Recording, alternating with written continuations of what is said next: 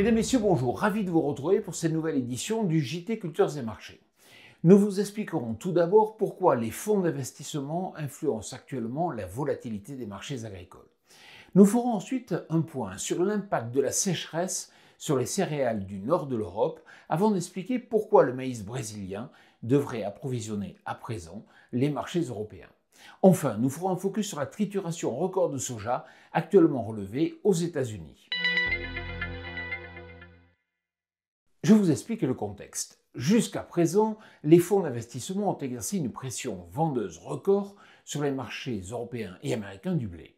Mais toute alerte climatique peut les inciter à s'adapter à une nouvelle donne et donc à racheter une partie de leur position. Mécaniquement, cela vient alimenter d'autant la volatilité des marchés. Il faut savoir que plusieurs régions russes ont déjà déclaré l'état d'urgence agricole et la Chine est frappée par une vague de chaleur. Donc ce contexte est favorable à une reprise des cours, mais il faut rester très prudent, car de façon fondamentale, pour l'instant, il n'existe malheureusement pas de réelle demande physique pour le blé français.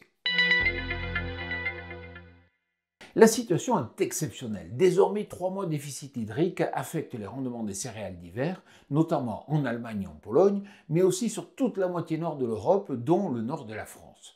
La situation est tout aussi tendue en Scandinavie pour les orges de printemps. Alors, certes, des pluies sont attendues d'ici fin mai, mais il n'est pas du tout certain que leur répartition sera homogène.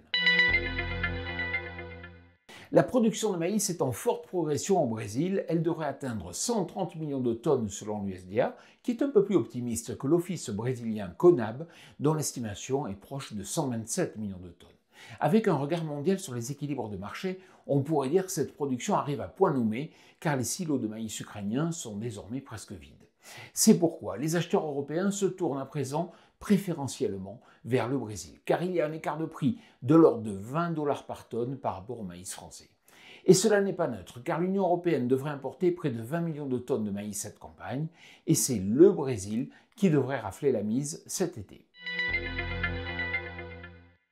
5,2 millions de tonnes de soja ont été écrasées durant le mois d'avril aux États-Unis. Ce tonnage est bien supérieur à la moyenne des 5 dernières années, qui est de 4,6 millions de tonnes. En effet, cette activité très forte des triturateurs américains s'explique notamment par une forte demande en huile de soja. Les stocks de soja sont tendus, mais n'oubliez pas que se profile une récolte record en Amérique latine. Donc, à suivre de près.